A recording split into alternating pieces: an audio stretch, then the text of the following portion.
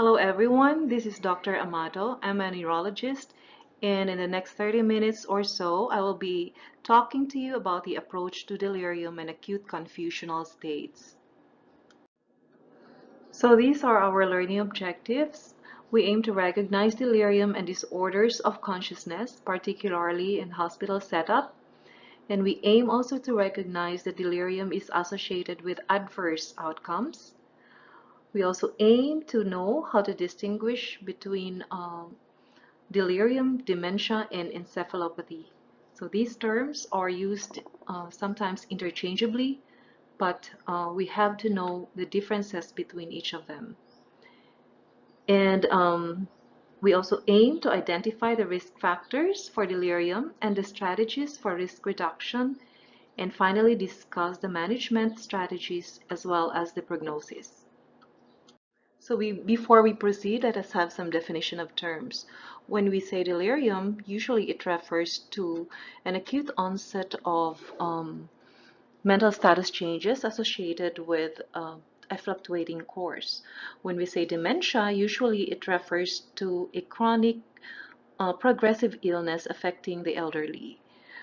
And when we say encephalopathy, it is a general term which denotes brain dysfunction, and it has so many etiologies. So it can either be infectious or non-infectious, organic or non-organic. It could be inflammatory or non-inflammatory. But when we say encephalitis, with itis here at the end, we know that there is inflammation. So inflammation as part of its pathophysiologic mechanism. So this refers to inflammation of the brain parenchyma. So as you see here, delirium can be a clinical presentation of any of these disease conditions. Perhaps some of you have a personal experience with delirium or have seen some relatives or friends who exhibited delirium at the height of fever or during intoxication with alcohol. So you would notice that they have a marked disturbance of consciousness. So they're not really themselves, and it seems like they're not aware of the environment. They don't even know that you are there, or somehow have a very vague memory of what is happening during that time that they have delirium. And there can be a persistent drowsiness, which alternates with restlessness, sometimes with incoherence, irritability, emotional ability, and some can also exhibit a psychosis-like a manifestation with perceptual disturbances such as illusions and hallucinations. Delirium is not a disease in itself, but a syndrome. So it is a constellation of signs and symptoms that can be seen at the bedside. So you can make a clinical diagnosis of delirium without doing any other test. So no, so it is a term that is used to describe a relatively acute decline in cognition that fluctuates over hours or days. So the hallmark here is the attention deficit and the fluctuating course. And take note that the presence of hallucinations or illusions or the psychotic-like manifestations is not a prerequisite to the diagnosis. It is very important for us to recognize the signs and symptoms of delirium in the hospital setup and to identify those patients who are at risk of developing delirium, particularly those who are in the ICU or those who are going to undergo surgical interventions, because the presence of delirium denotes brain dysfunction, which is associated with a worsened clinical outcome in longer hospital stay. So sometimes these patients will just present with an altered sleep-wake cycles. They may have difficulty sleeping at night, and then later on the following day they can have restlessness and agitations, difficulty talking, incoherence, and then later on they may have um, some some degree of disturbed consciousness, such as stupor, and then later on coma. So these are the risk factors for delirium. So older age, dementia because of the lower cognitive reserve in these patients, then sensory impairment. So that means it could either be visual or hearing impairment. Then sleep deprivation, use of sedative medications, inflammatory serum markers, and also there are those who are genetically predetermined to develop delirium because of a genetic polymorphism of the apoprotein E gene, which would later on predispose them to also develop dementia.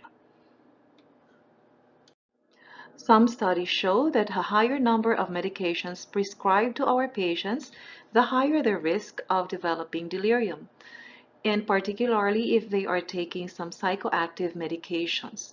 So it's very important for us to ask the list of medications our patients are taking, including those that are not prescribed, no?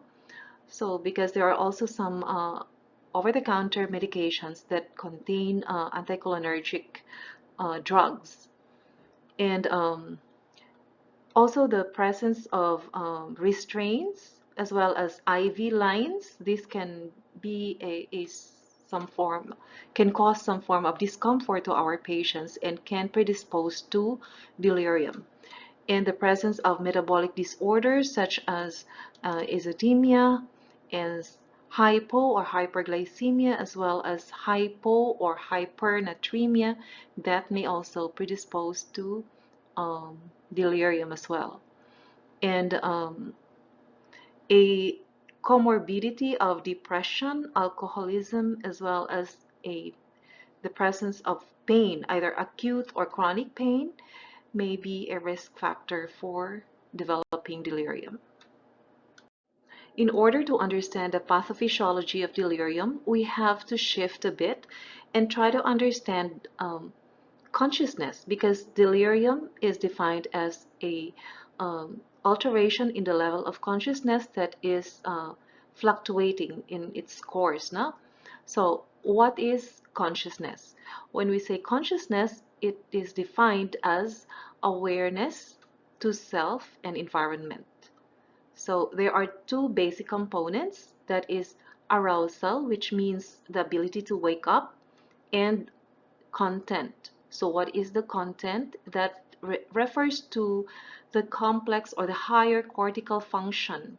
So that means the ability to think, the ability um, to remember, as well as to talk and to understand logic and have insight, and many other things. So that comprise the content of our consciousness.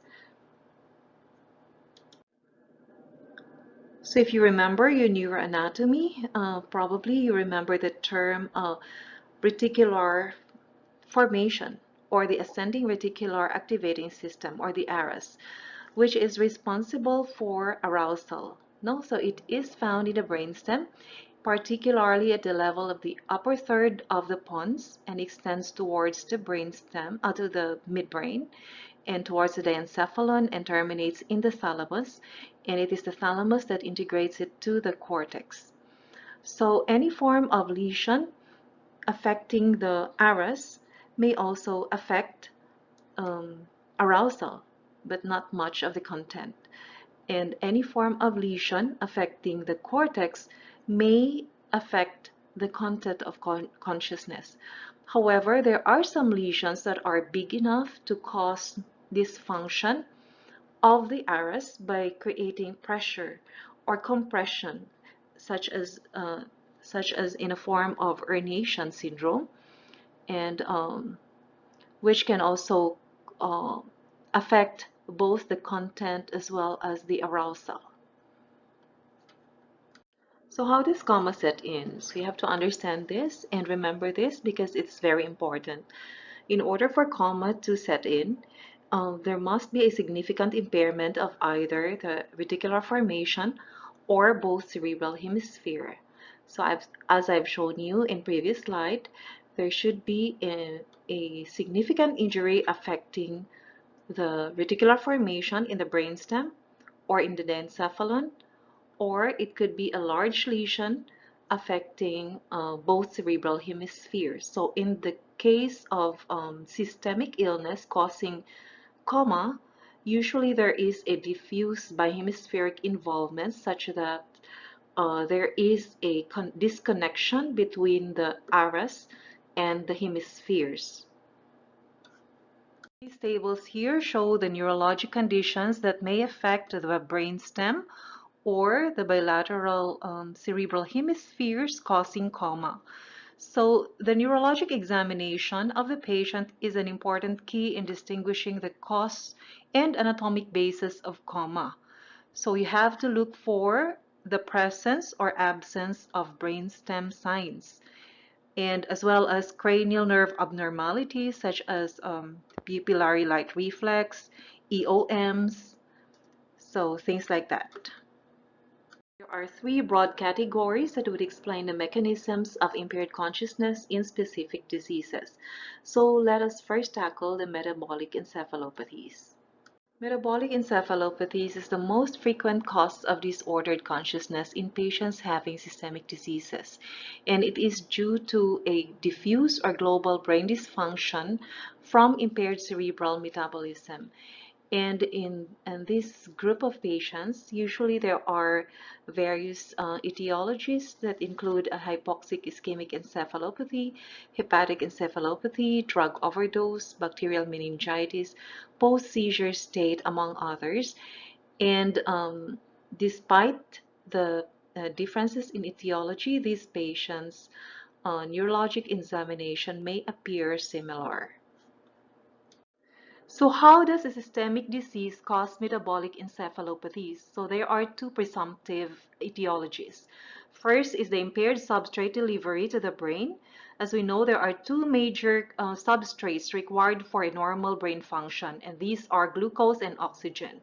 So there are two disease conditions that may result to an irreversible brain injury, and that is from HIE or hypoxic ischemic encephalopathy, resulting from either a blockade of a blood vessel or secondary to cardiac arrest, or secondary to hypoglycemia.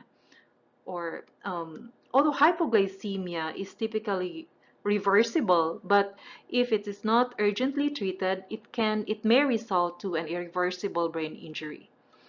And another presumptive etiology would be organ failure. So, as we know, our organs such as kidneys and livers are responsible for clearance of toxic waste from our bodies. So, if there is failure of these organs, there will be accumulation of this toxic metabolic waste, which may cross the blood-brain barrier and cause neuronal and cellular dysfunction. And that can be, although these can be, this type of encephalopathy is potentially reversible with the treatment of of the the condition. No? Like for example, in patients having uremic encephalopathy, if they would undergo hemodialysis, uh, there is a possibility for reversal of the encephalopathy. So in hypoxic ischemic encephalopathy, there may be a permanent cerebral damage which may occur diffusely or in selectively vulnerable areas such as the hippocampus, the cerebellum, and the thalamus. And this depends on the degree and the duration of hypoxia. And the common pathway would still be the altered delivery of oxygen as well as glucose to the brain. And there will be permanent neurologic damage if this is not treated urgently. Uremic encephalopathy and hepatic encephalopathy are the two most common causes of metabolic encephalopathy arising from organ system failure.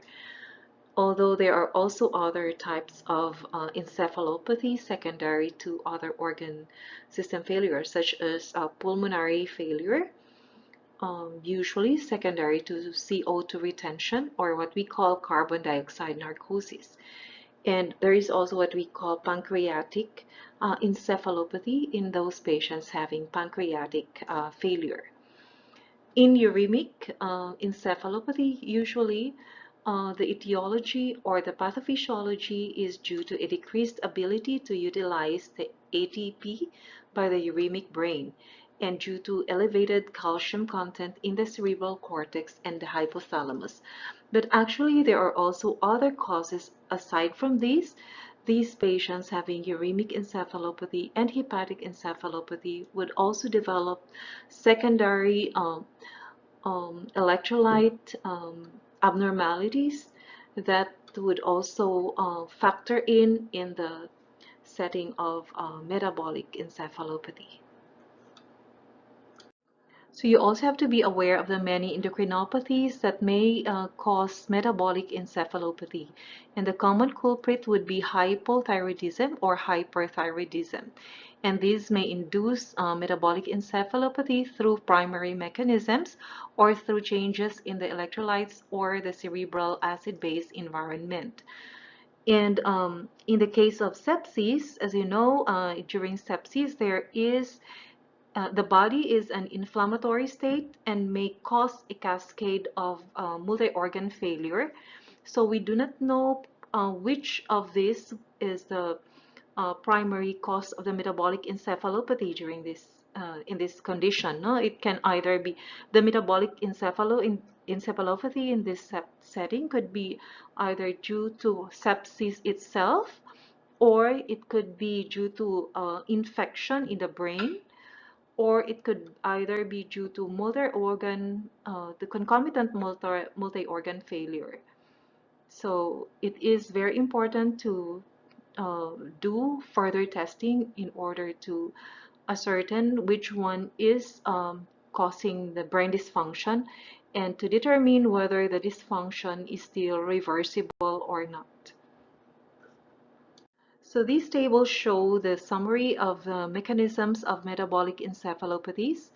But what is important here is that you should be able to recognize that whatever the specific etiology or implicated mechanism of the metabolic encephalopathy, still the neurologic examination would be the same for each of these patients, no? Whether it is due to substrate failure of the substrate delivery, or due to organ failure, or due to circulating cytokines in sepsis, or due to electrolyte abnormalities, still the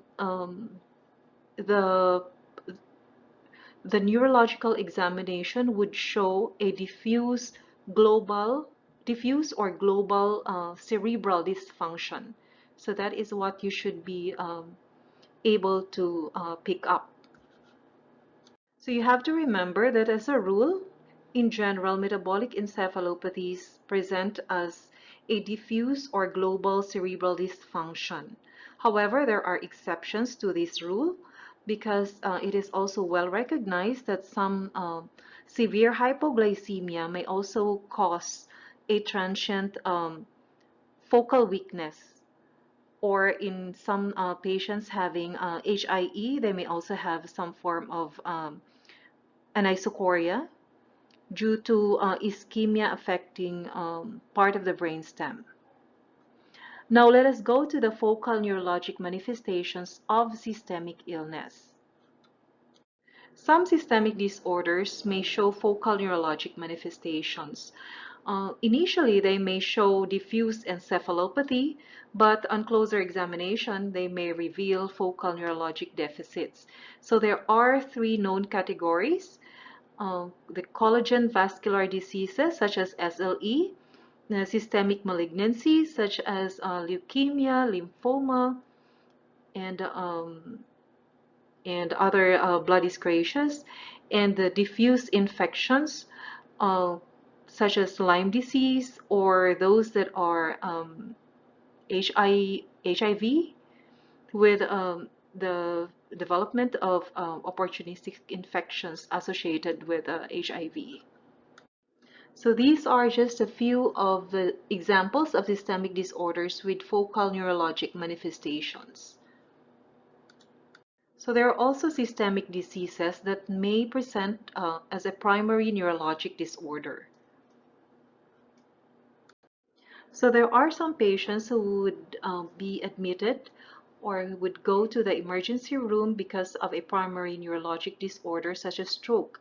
But then later on, upon further testing, you would learn that the cause of the stroke is due to a systemic disease. So one typical example of that would be a hemophagocytic lymphohistiocytosis. This was mentioned in patients having severe SARS-CoV-2 infection or the COVID-19 disease, no? So it is a form of severe excessive immune activation, and it may present initially with seizures or severe encephalopathy, and there will be a systemic manifestation secondary to hepatic or renal impairment. And this is associated with hematologic or solid malignancies or patients having rheumatologic disorders. So how do we approach patients with disordered consciousness?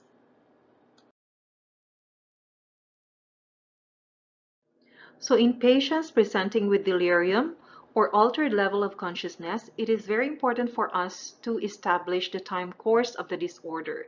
So we have to know if it is acute, subacute, or chronic in onset. So our history-taking skills is very important at this point in time. And we may be able to gather more information from other people who live in close contact with the patient, or those who are taking care of the patient, or from relatives who know the patient well.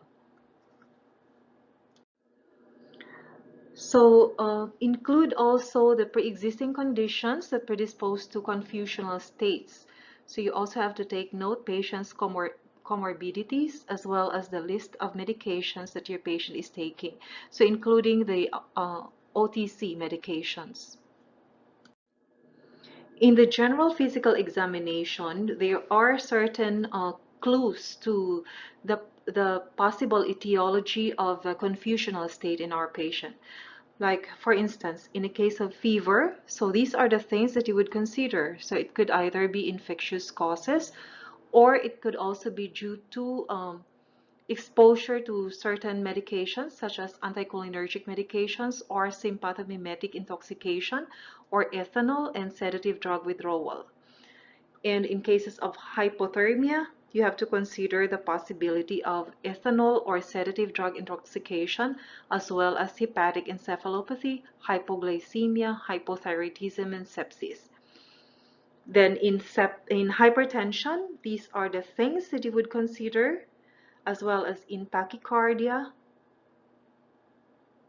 bradycardia, hyperventilation. So take note of these things because this can help you um, narrow down your differential diagnosis.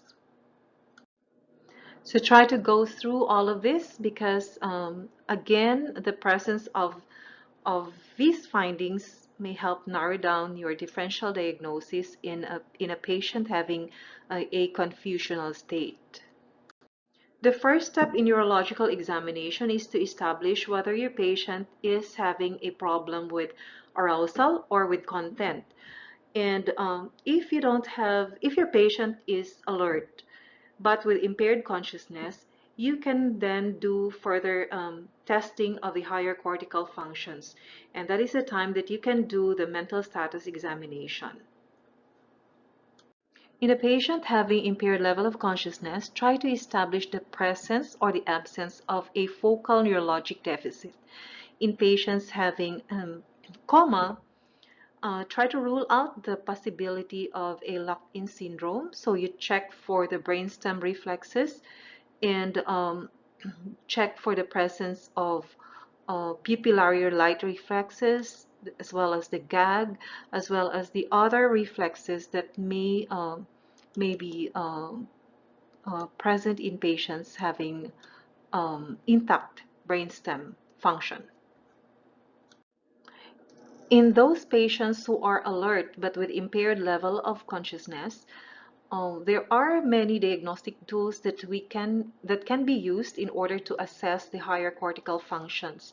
And in all these patients, particularly in the ICU, CAM, or the confusion assessment method, is particularly helpful in identifying delirium or altered level of consciousness. So delirium may be diagnosed clinically using the CAM diagnostic algorithm or the confusion assessment method.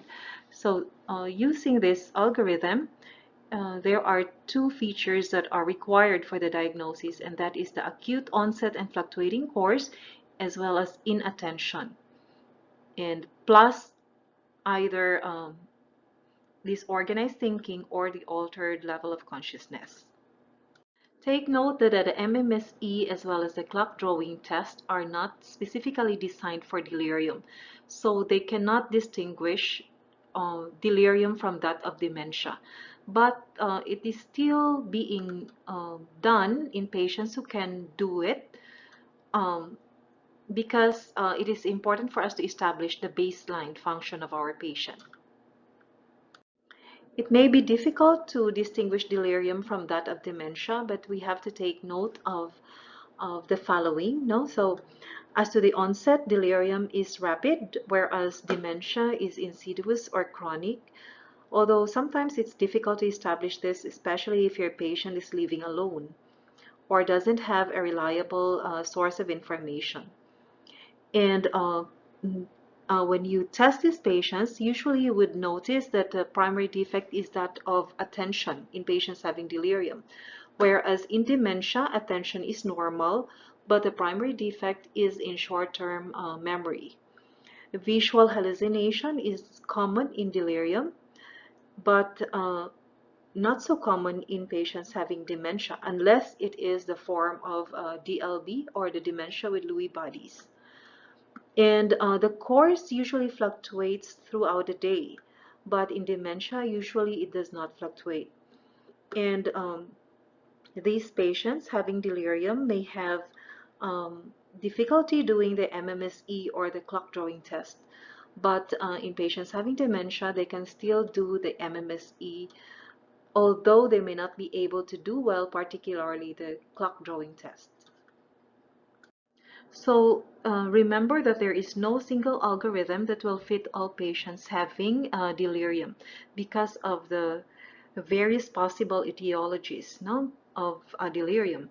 So what is important is that you tailor fit your laboratory exam based on the patient's clinical manifestation and based on the history and physical examination, and to get the basic screening laboratory, which include CBC, electrolyte panel, the test for the liver, and the renal function.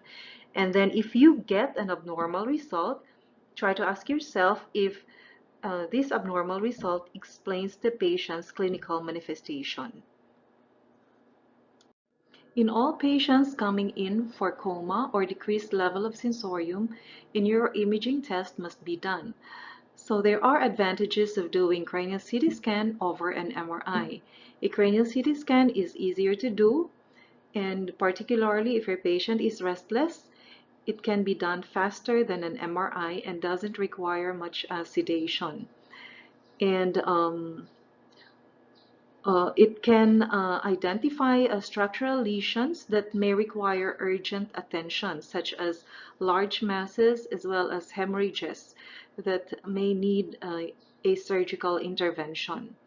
However, in some cases, cranial MRI might be necessary, like for example in patients having infectious etiology or inflammatory or neurodegenerative or neoplastic conditions like cerebral metastasis.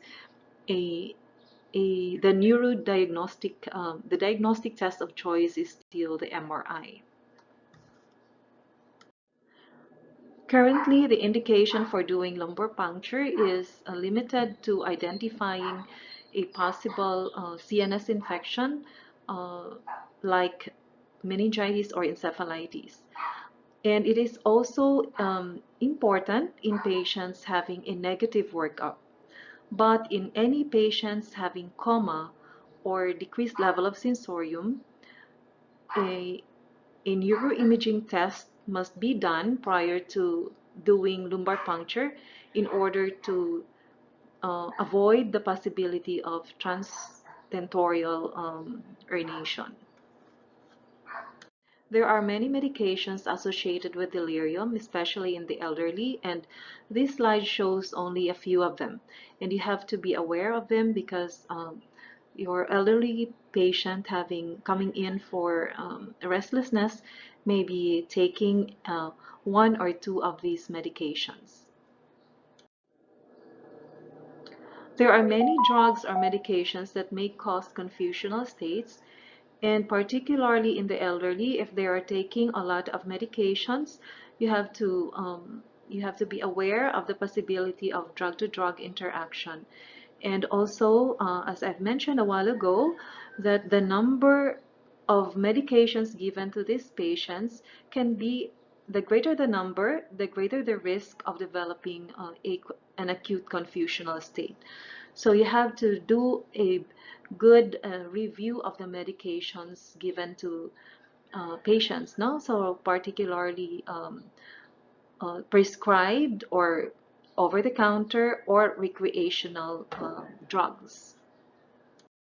I think the next three slides are from Harrison's, and these are the causes of delirium or acute confusional state as listed in the book.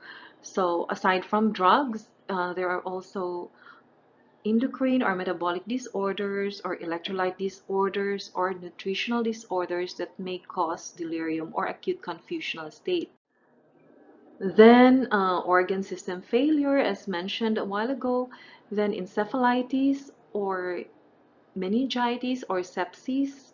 So there are so many of them, and I think you can go through each one of them in your book. Other causes would be vascular disorders, head trauma, seizures, or psychiatric disorders and dementia. So how do you distinguish each one of them? First, as I've mentioned a while ago, you have to go through your history and physical examination and try to localize. So localization is the key here. So you have to localize and try to integrate all the information that you get, and from the physical examination, from the neuro exam, as well as the laboratory exam, and that will help you determine the possible cause. Prevention of delirium in the hospital setup is very important. So for those patients who are going to undergo major surgical intervention, their risk factors of developing delirium should be assessed, and the family must be informed of this risk, and a preoperative psychiatric assessment must also be done, as well as a postoperative reorientation. So I think these things can help your patient, and in order to avoid a morbid course and a prolonged hospital stay. So these are just a few of the interventions that you may do on your patients who are at risk of developing delirium. So these are just a few more interventions that may help your patients, particularly those who are admitted in the hospital. And I would like to point out your attention to the possibility of eliminating extra medications.